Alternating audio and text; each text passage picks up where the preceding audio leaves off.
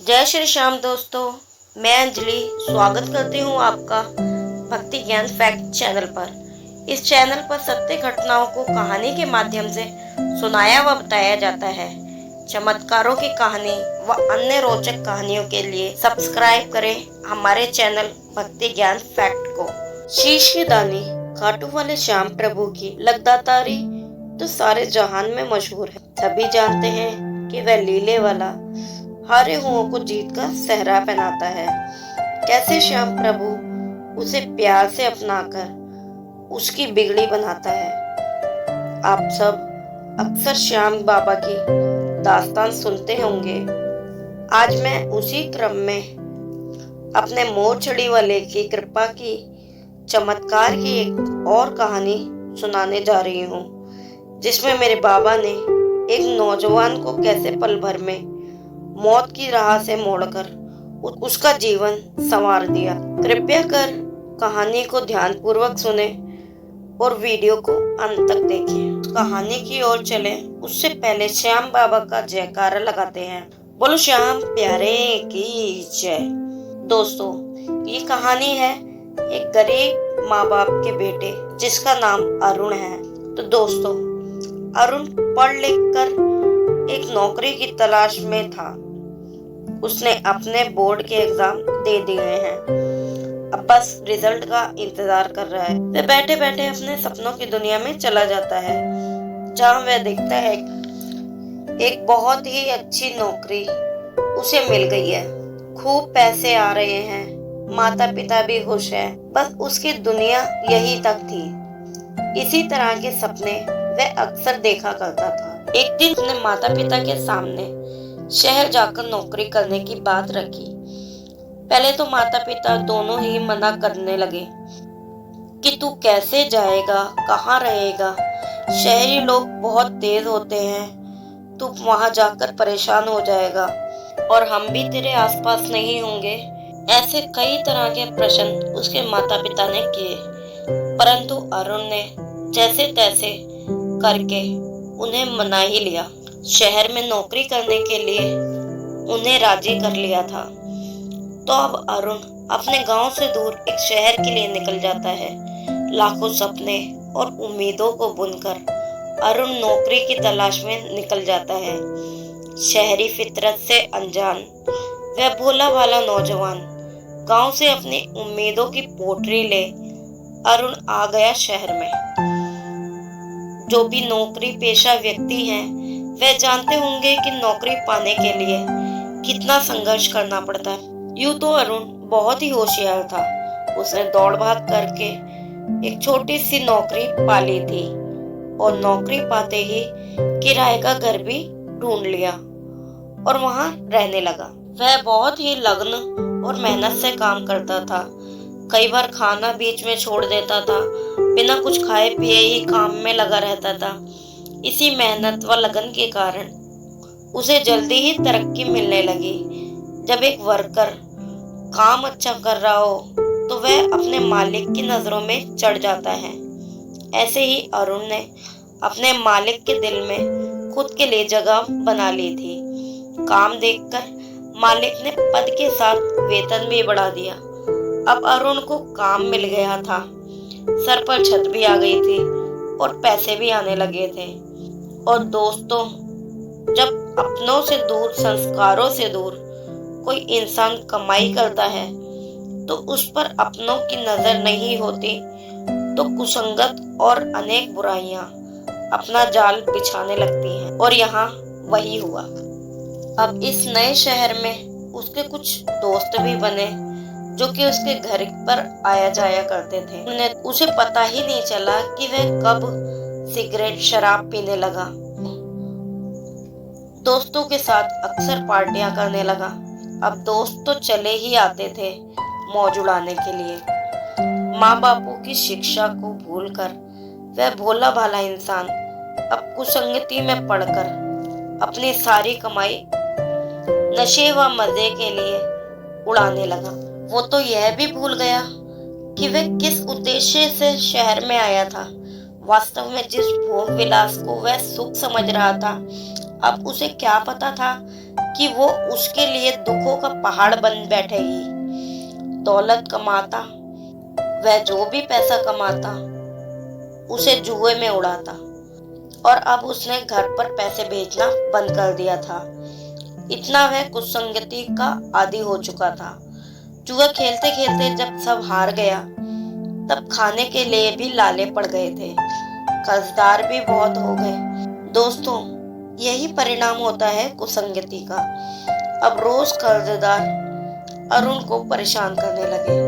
कई बार मालिक ने अरुण को समझाया, परंतु उसने एक ना मानी। जब नशे से शुरू सफर भोग विलास तक गुजरता है, तो अक्सर कमाई भी खर्च के आगे छोटी पड़ जाती है। फिर इंसान कर्जों के जाल में उलझ जाता है। अचानक से उसे सारी अच्छी बातें बुरी लगने लगती हैं, और जो शुभ चिंतक होते हैं वह भी बुरे लगने लगते हैं, और वह चिड़चिड़े स्वभाव के कारण भले लोगों से उलझने लगता है। ऐसा ही हुआ अरुण के साथ। जो उसे समझाता था वह उसका दुश्मन उसे प्रतीत होता था।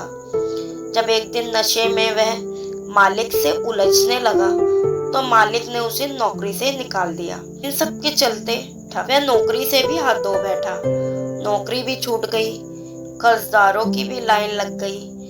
अरुण को रोज कर्जदार आकर धमकाते रहते, हाथापाई करते। वह यह सोचने लगा कि इन कर्जदारों से वह कैसे पीछा छोड़े। नशे और कर्ज में फंसे नौजवान अरुण को एक राह नजर आई, और वह राह थी मौत।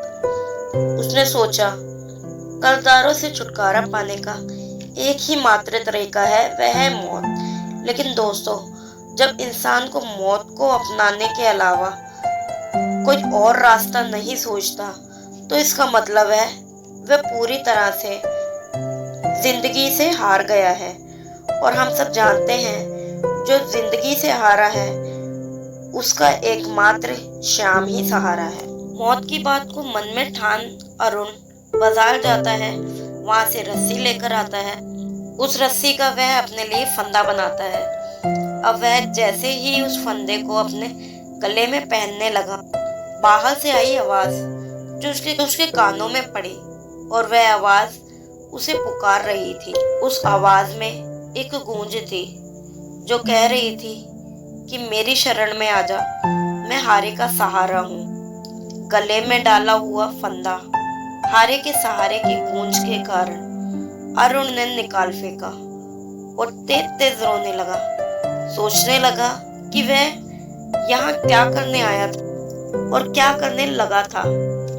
देखिए दोस्तों, हारे का सहारा बाबा श्याम किस तरह से पल में हारों को अपना बनाकर, हौसला जगाकर हार को जीत की राह पर लाता, कि वह गले में फांसी का फंदा डाल मौत की तरफ बढ़ चुके इंसान के हाथ फंदे पर चिपक कर रह जाते हैं।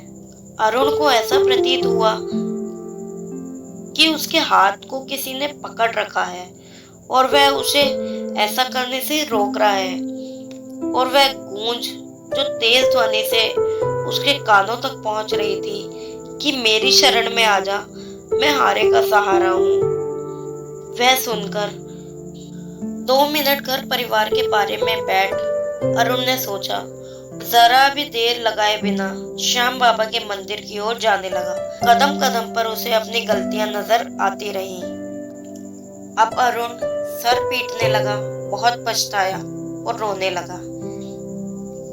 दोस्तों, श्याम कृपा ने इस हारे हुए इंसान को खींचकर अपने दरबार बुला लिया, और राहों में श्याम बाबा ने उसकी नादानियां व गलतियों से उसे अवगत कराया। अब अरुण जैसे ही पहुंचा श्याम के मंदिर, वहां पहुंचते ही उसके पैर वहीं थम गए। हाथ जोड़ अरुण अब श्याम बाबा की शरण में है। नैन झुकाए खड़ा था, अपने कर्मों की माफी मांग शर्मसार हुआ। तो दोस्तों, सांवरा जिसको संवारता है, फिर उसके सभी दोषों को पछतावे के अश्कों के साथ सदा के लिए जीवन से निकाल देता है, और ऐसी व्यवस्था बनाता है कि वह अपने जीवन की नई शुरुआत कर। आगे आप जानेंगे कि श्यामधनी के पच्चीनों पर चलने वाले एक श्याम प्रेमी को किस तरह और कैसे अपनी महिमा से वहां भेजा और क्या किया। तो दोस्तों, अब जब अरुण वहीं शर्मसार हो रहा था तो एक श्याम प्रेमी वहीं उसके पास खड़ा टकटकी लगाकर उसको देख रहा था। वह अरुण के पास आया, उसने अरुण का सर सहलाया और बोला, मुझे अपना भाई समझो, घबराओ मत। अब जो भी गलतियां तुमसे हुई है उसे भूल जाओ। वह सारी गलतियां तुम्हारे पछतावे के आंसुओं के साथ बह गई हैं। तो दोस्तों, खाटू वाले श्याम को अपनी पहचान बताना तो आसान है, लेकिन वास्तव में उसी को यह कहने का हक है तो बाबा श्याम की दिखाई गई राह पर सच्चाई से चल, जो हारों का सहाय बन सकता हो। अब भटके हुए अरुण की यह दशा देखने के बाद वह श्याम प्रेमी कहता है कि मैं एक श्याम प्रेमी हूँ। यदि मैं तुम्हारे कुछ काम आया तो मुझे लगेगा कि इस राह पर मेरे बाबा ने मुझे चलाया है। मैं चाहता हूँ कि मैं तुम्हें अपने व्यवसाय में अपना साथी बनाऊं। अब श्याम प्रेमी की बात सुन अरुण को पूरी तरह से श्याम का चमत्कार होता दिखाई दिया। वह हैरान हो गया। अरुण देख रहा था सारा नजारा। चंद घड़ियों में श्याम बाबा ने हर लिया उसका सारा दुख। मौत से खींचकर श्यामधनी ने जीवन की जोत जला दी। हारे हुए व्यक्ति को श्याम बाबा ने फिर से जीत की राह दिखा दी थी। दोस्तों, मेरा सांवरा तो यूं ही हारों की जिंदगी बदल देता है। इसी तरह से मेरे बाबा अनेकों को नई दिशा दिखलाते हैं, कर दशा बदल देते हैं। तभी तो ये जग सारा बड़े प्यार से कहता है, हारे का सहारा बाबा श्याम हमारा। तो दोस्तों, कैसी लगी आपको ये कहानी बताइएगा ज़रूर। आज की यह कहानी में बस इतना ही। मिलते हैं और नई कहानियों, सत्य घटनाओं, चमत्कारों की नई वीडियो के साथ। तब तक चैनल को सब्सक्राइब करें। कहानी अच्छी लगी है तो उसे लाइक करें, कमेंट करें। जय श्री श्याम।